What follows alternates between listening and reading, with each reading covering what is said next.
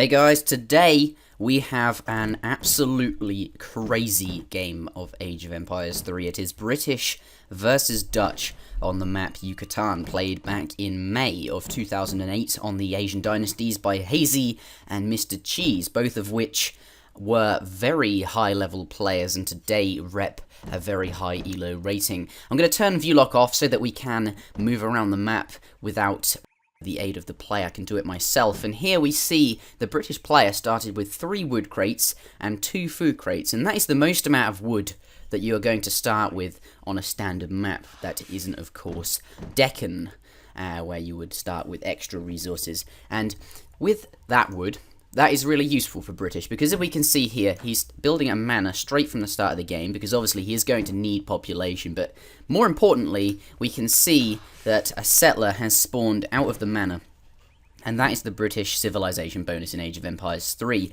and as you can see, he's actually building 2 manors straight away, because he started with enough wood to do so. Now, there is kind of a trade-off. I mean, building 2 manors is good, obviously 2 settlers for free is absolutely great, but you could just build 1 manor, and then have a little bit of leftover wood with which you could build a market and get the hunting dogs upgrade, which increases settler gather rate on food by 10%, and that is also quite a viable option that players like myself might like to do. But here he's chosen to go with 2 manors, and I'd say that is a good idea, because on this particular map, if we turn Fog of War off, we do not see any of those kind of starting unguarded treasures which contain a small amount of coin, and as you can see, he hasn't actually got any coin, so he'd actually have to collect 50 coin to get the hunting dogs upgrade, and that obviously would delay his age up and slow him down. So 2 manors here, definitely not bad at all. And his first treasure when playing as British here, he's actually managed to find himself a native scout, which is very nice indeed, because the British, they only get their explorer, they do not get any other scouting unit.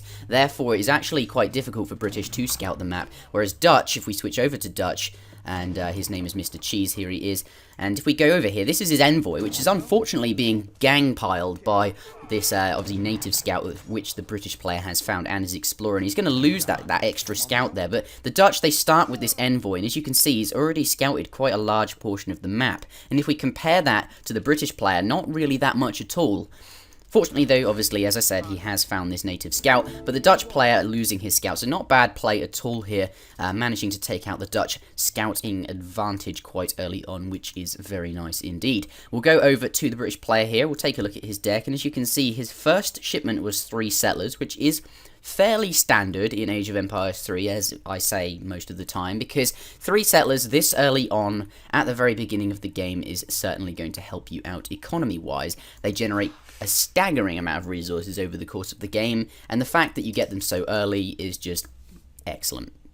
There we go. We'll switch over to the Dutch player, and we'll talk about what he's doing here. And it's important to note that Dutch settlers cost coin. We'll take a look at the treasures he's found, and he's found 105 coin and 100 food. So 105 coin is essentially an extra settler for free, which obviously he has no coin in his stockpile, so he's chosen to train that settler there, and it's meant that he can switch his settlers from food to wood a little bit sooner. You see, he's got his age up in queue already, but he's been collecting wood here with these 3 settlers for quite some time, and that means he's going to be able to get his first bank up a little bit more quickly, because the Dutch, as a civilization, one of their bonuses is that they can build banks, and of course banks generate coin at, I forget how quickly, but about the equivalent of 4.5 settlers on coin. So a bank costs 350 food and 350 wood, and as you can see, he's not even halfway aged, and he's almost got all of the resources he needs to build it. There's some sexy play here, managing to kill that native scout by using that settler in hand combat, if you saw in the top left of the screen like I did.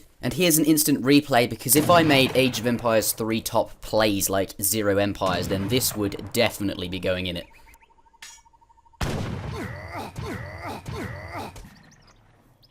Just as the native scout walked past, he got his settler into hand combat to do 10 damage. As we can see here, it has a ranged attack of 3, which is nothing. But just as he walked past, he like ninja'd out and did like 10 damage and managed to kill off that native scout. So neither player here has any extra additional starting scouting unit other than their explorers. They only have their explorers to scout. So now I will briefly check what the Dutch player's first home city shipment was, and clearly it was 3 settlers for reasons I have already mentioned. But now I think is a good time to check what these players are aging up with. We see Dutch going through the quartermaster, which will grant him 400 wood, and that is, quite a nice age up for Dutch, that particular politician, because 400 wood is just over 350 wood, and of course that is the amount of wood which you need to build a bank with. So he'll have all the wood he needs, plus a little bit more to build his second bank and get that coin rolling in. For those of you who are wondering, banks generate coin at 2.75 per second, and a settler, unupgraded settlers collect coin from coin mines at 0.6 coin per second. So you can do the maths yourself, though you have to take into account that Dutch settlers start with a 10% bonus to coin gathering anyway. We see the 400 wood on the floor,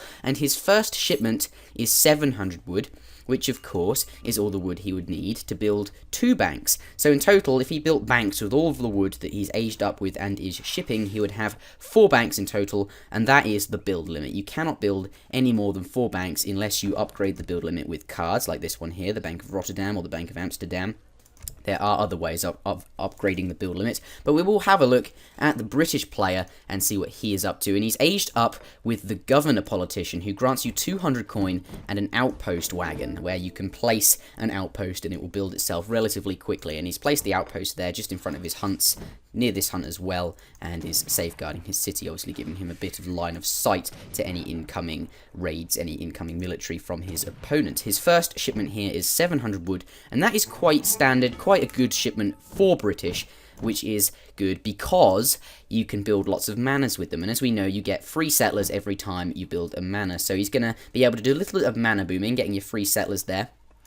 And he's built a stable as his first military building, which I find quite interesting, because if we take a look at the treasures he's found, he found himself 235 coin, which is a huge amount of coin, and obviously he aged up with 200 coin as well, therefore adding to the amount of coin that he had, and that is perfect for getting a batch of 5 hussars out. There are only 4 there, unfortunately he did miss one, and these are going to help him do a little bit of raiding early on. They're already coming into effect, and he's managed to kill off his opponent's explorer, which grants you 45 XP for doing so. And for those of you who do not know, XP in Age of Empires 3 is what contributes to your shipments. You see this green bar here. Every time you gain some XP, like you build a building or train a unit, you get some XP, and this jumps up, and obviously it gets closer towards your next shipment. We will turn Fog of War off though and see what he might be able to kill. He's coming in this way. There is a stray settler over here, a little bit too far away. Perhaps he was using that to shoot the herds in the direction of his town centre and has forgotten to bring it back, and it looks like obviously it's going down. One less settler for the Dutch player, a nice early advantage for this British player here. Switch over to the Dutch player and see what he is doing. He has sent, after 700 wood, his second shipment was 8 pikemen. Here they are, 8 pikemen. He's just trained 5 pikemen there as well, for a total of 13 pikemen, and he's also trained himself 5 skirmishers, so he has a nice amount of pikemen, which of course do good damage versus the cavalry. Are they going to be able to kill some cavalry here? The cavalry getting a little bit too close to the pikemen, but Hazy noticing the British player getting them out of there, but taking a little bit of damage on some of those hussars already. And now it looks like this Dutch player is going to do a little bit of pushing, which is fairly unusual for Dutch players. They often like to obviously build all 4 of their banks or 3 of their banks and then go up to the fortress age quite quickly.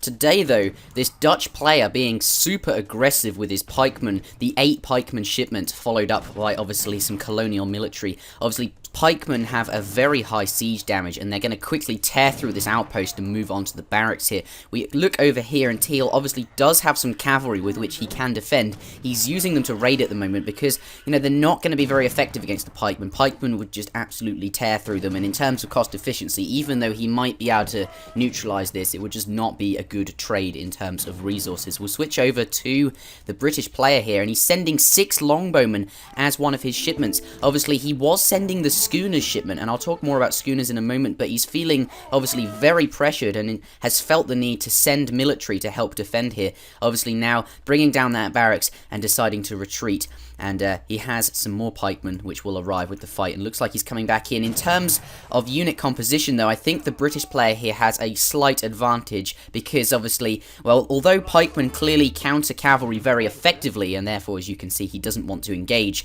longbowmen are actually very good counters to pikemen, whereas skirmishers do not actually do very good damage to longbowmen. The Dutch aggression, though, obviously has stopped the British player from sending schooners, and has, obviously delayed that. Schooners decreases the cost of fishing ships by 60%. He's building a dock now on this side, so clearly has intentions of taking the water, but obviously is going to be slowed down a little bit simply because he needed the military, or thought he did, to help defend. He has now just sipped 600 wood, and obviously he's going to continue to mana boom with that. Perhaps he can also have a little bit of wood to help him get the dock spam going to start creating fishing ships as well, though I find it highly unlikely that he will want to train any fishing ships until he has researched schooners, because of course schooners makes fishing boats cost 40 wood instead of 100 wood, which is very nice indeed. We can see that at the moment this British player has 46 settlers and a little bit of wood left over. Is he building any manors, I want to know? 3 at the back there for 47, 48, 49 settlers we can compare it to. We take a look at Mr. Cheese's economy, and, we say the British player has roughly 50 settlers. This Dutch player only has 26, though we have to kind of count the banks. We'll count them at 4 each. That's 4, 8, 16 settlers. So that's roughly 42 settler equivalent economy. So, this does kind of position the British player about 8 settlers ahead of the Dutch player if we look at it objectively. So in terms of economy, the British player is ahead, and he also has the potential to go further because obviously he hasn't built all of his manors yet, I would imagine, and he also has the intention of taking the water. He has a dock ready, though sending schooners, he will have to sacrifice one of these Age 2 shipments because obviously schooners is an Age 1 shipment and therefore might put him behind slightly in terms of military, at least until the boom kicks off from the water. But the Dutch player obviously no longer pushing the British player, giving him plenty of time and space to boom, and if he does that, it's not going to be good because you can't let British boom for too long. You really can't. But the Dutch player obviously going to the Fortress Age here, going through the Exiled Prince, which gets you there extremely quickly. That is the bonus of the Exiled Prince. You do not receive anything upon aging up. Instead, you get there very quickly. And obviously the Dutch is a very powerful civilization in the Fortress Age. That is where they truly come to fruition. They have access to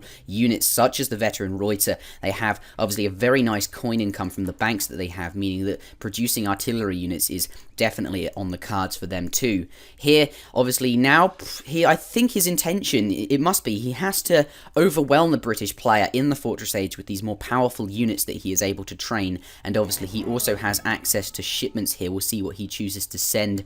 He has, obviously, we're going to wait for it. It is important to send your shipments the moment you receive them, because obviously then you get that bonus a little bit more soon. He's chosen 8 skirmishes here, and in response to the Fortress Age, it looks like the British player is building up some fortifications, building some walls, though I don't know how this is going to help him, because obviously you cannot build over the trade route. It's not a fully functional wall. Perhaps it will create some pathing issues for the Dutch player's units, and kind of perhaps force him to pressure from a different side, and therefore delay what is going to happen. Obviously, the British player will want to buy as much time as he possibly can, but, the Dutch player, almost on top of the British player here, will switch over to Hazy, and what is he doing in response? He only has, 23 longbowmen, a few pikemen. He does have some cavalry up here, which I imagine will come back home to help defend soon. Obviously, the Dutch player really is almost here, sieging down that wall segment there, but he is also clicking up to the Fortress Age through the Adventurer politician, who will grant him 5 longbowmen and 2 pikemen. No, wait, we're playing the Asian dynasties. That was patched. He will receive 7 longbowmen from that, which is nice. And if he gets the Veteran longbowman upgrade, once he reaches the Fortress Age, he will have, obviously, a very nice longbowman mass indeed. And the Veteran longbowman upgrade increases their attack and hit points by 20%. Here we are, now sieging down the barracks. Going to lose his military buildings, and obviously will have to build fresh ones, perhaps in the back of his base. We already see a new building going up, an artillery foundry. Once he reaches the Fortress Age, he'll obviously perhaps want to start training artillery units such as the falconets, which for you Age of Empires 2 fans, oh no, there's guns in this game, it sucks. Actually, the mangonel siege onager, we can kind of compare that to a falconet in its function, but the British player obviously isn't going to try and engage here. He's trying to buy himself as much time, doesn't want to lose any of his units. Obviously, he has invested quite a lot of resources into clicking up to the next age, but he knows that his army here is just not big enough. It's not strong enough to counter that which the Dutch player has, and the Dutch player putting on the pressure quick and fast, and obviously the British player sending colonial militia from his home city, but he could wait until he's in the fortress age and send 2 falconets to help defend. But perhaps he is concerned about the amount of HP this town centre has. Obviously, he needs to get to the fortress age before he can start sending falconets. And obviously, colonial militia instead is a solution now, which increases his attack damage of the town centre by 50% and gives him an additional set of Minutemen. There's the first set here. They are military units which slowly lose hit points over time, but can be used to help defend here. Calling the second set of Minutemen, obviously, they are a lot more, and they are a lot more expensive, bringing all of his longbowmen down here to bear, and it looks like he might have all of the military units he needs to deal with it here. 5 cavalry popping out from the stable, Orange calling around his pikemen to help deal with those. Obviously, the Minutemen here getting into hand combat with those skirmishers and making some of the skirmishers themselves go into hand combat, which is not efficient for them. Trying to get the skirmishers back. The skirmishers best here used against heavy infantry. Of course, British does not have any infantry, only the light infantry, which is these longbowmen down here. The longbowmen look like they're doing damage against these hussars, needing to bring them down, because hussars obviously do good damage against longbowmen. That is what they counter, but these longbowmen actually do ×2 versus the veteran Reuter here. The veteran Reuters are ranged cavalry, and that is what longbowmen counter. And it looks like here that the orange player, Dutch, seems to have the upper hand, but now 5 more hussars have arrived from Teal, and I think that is enough to turn the tide, and now the British player has this in the bag, has won that fight, and Orange has failed to kind of overpower the British player here. That town centre, very low hit points indeed, and it could have been so different, perhaps, if he'd managed to start sieging that town centre more quickly, and obviously had brought it down sooner, because then he'd prevent shipments arriving like the colonial militia. He'd prevent the falconets arriving even, and perhaps if he'd started sieging sooner and had not attacked that wall segment, which I pointed out earlier, then maybe he could have brought the town centre before the British player had even aged. It is a very, very hard one to call, but the way it has turned out, the score here, 184 score points to the British player and 161 to the Orange player. In Age of Empires 3, score is based on resources only, and 100 resources is equal to 1 score point. Here, lots of heavy cavalry coming in, only ranged infantry and 2 falconets there, no anti-cavalry at all, and it looks like these hussars are going to absolutely rip through everything that the British player has. That is not good at all. The 2 falconets obviously worth 10 score points, 1,000 resources just gone like that. The dragoons being trained, dragoons are obviously ranged cavalry which counter cavalry, but they're a little bit late, not coming in soon enough. No pikemen left, and it just looks like that, you know, despite losing all of his units in the British player's base, he's able to bounce back like instantly, just because the British player just did not have enough anti-cavalry, and bringing down all of those longbowmen and the 2 falconets just like that. And wow, what a comeback indeed. We can't ignore, though, that this British player has a 77 settler economy, and that does include all of the fishing boats. He's fishing on both sides, and obviously that is a lot of resources coming in, and you can't ignore that. More dragoons here from the British player, and it looks like he now has a decent amount of anti-cavalry, but obviously it is too late. The falconets and the longbowmen are already gone. We'll switch over to the Dutch player and see what he is up to. Obviously, he has sent 8 skirmishers, followed by 9 Reuters, 4 hussars, all in a row, and obviously these military shipments obviously needed to kind of bring down the British player, to try and kind of overwhelm him and overpower him before his boom really did come to fruition. But I think it might be too late, because we see only 33 settlers here for the Dutch player. Of course, he does have 4 banks, but he doesn't have anything on the water. He is sending 3 fleets from his home city, which are very, very powerful boats. He's going to ship them to this side by the looks of it. He's changed his home city spawn point to this side, and obviously 3 fleets are going to do good damage versus the British economy on the water. Perhaps he is now thinking about later in the game where he's going to have to kind of deal with this British economy, and he needs to kind of get rid of it. But obviously the British player is going to garrison all of his boats into the dock. Yes, that makes a lot of sense, doesn't it? Why didn't they make that for Age of Empires 2? The Dutch player, though, just seems to be massing an absolutely huge amount of Reuters, which are very fast-moving cavalry, and hopefully these will be able to help him raid his opponent. But we'll switch over to the British player, and what is he doing? Obviously, he also has a very large mass of ranged cavalry himself. Obviously, dragoons here, very similar to the Reuter, just more expensive and obviously stronger because of that. Here, though, obviously bringing all of his military down to the dock to kind of help defend is the land army sieging the dock down, and that means all of the boats will be free from it, and these floats can start to do mad damage against them. The remainder of the other fishing boats getting into this dock, and now, obviously, the British army is down here to kind of deal with the Dutch land army. We see here ranged cavalry carousel being upgraded at the arsenal, and in Age of Empires 3, you don't often see arsenal upgrades that early on. They're not as important as in Age of Empires 2 because they're quite expensive, and the bonus they give you isn't as kind of effective or as influential as it is in Age of Empires 2. The British player, though, training a caravel, which is similar to a float, just slightly smaller, and he's also shipped a frigate from his home city, which is much stronger individually than any of these three boats, but these three are strong. Going to use its broadside attack on the floats there, lots of bombard shots coming off, and as you can see, this is a frigate. It's an entire shipment now blotted out, and that is there to kind of defend the water, though a lot of fishing boats have gone down already, though I don't think it matters too much. The Dutch player is only on 186 score points, whereas the British player is on 211, and that is slowly climbing ahead. 83 settler economy for this British player, and we compare it to the Dutch player who only has 38.